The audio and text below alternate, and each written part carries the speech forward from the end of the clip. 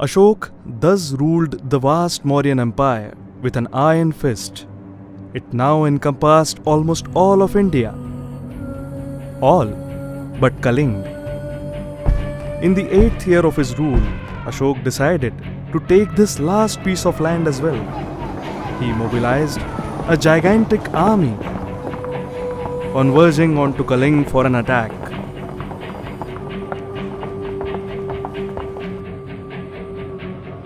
Ashok's army was colossal and was brutal in its approach, but Kalingan warriors were equally resilient.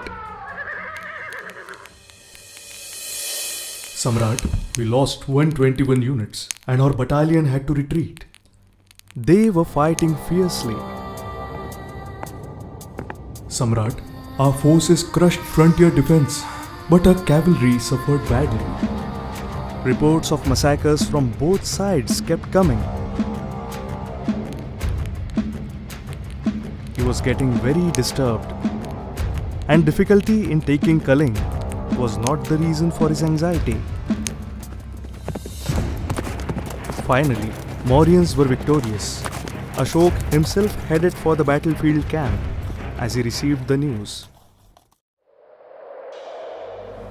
There was no celebration.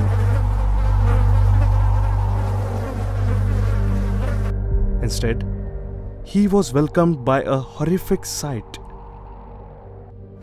The air stunk of rotting flesh. Rivers became red with blood. Swami, Putra, Swami, Putra, Swami, can you hear me? Where are you?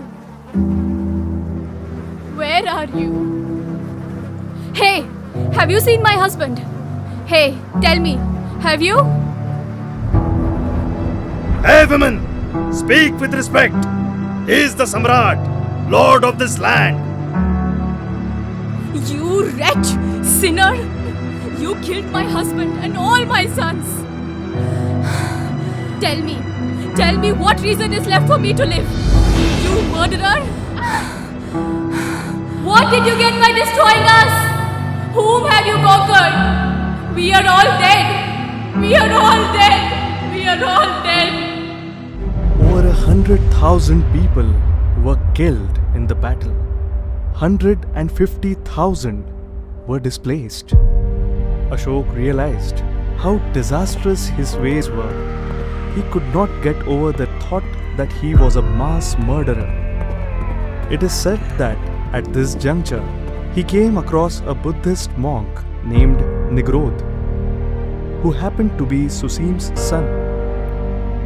Despite Ashok having killed his father, Nigrodh's eyes had no sorrow or anger for him. He had forgiven Ashok. This experience moved Ashok forever. He had found a way to redemption. He became an advent follower of Buddhism and its message of righteousness and non-violence. He erected many stone pillars and rock edicts with his messages carved on them. He advised his subjects to follow the path of Dhamma or righteousness. He set up a new ministry to see that it spreads. He professed respect to all religions, kindness towards everyone, including animals, and stopped their unnecessary killings. His policies reflected his ideals. For instance, he had trees planted and wells built for the good of travelers. He also apologized to the people of Kaling for his brutality and assured them that he was a changed man.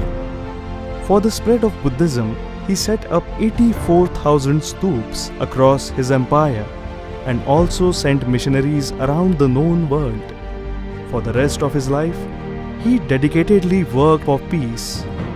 People entitled this new Ashok as Dhamma Ashok. When India attained independence, 2 millennia after him, his symbol was chosen for its national emblem as the country continued to carry Ashok's legacy of peace, secularism, and righteousness.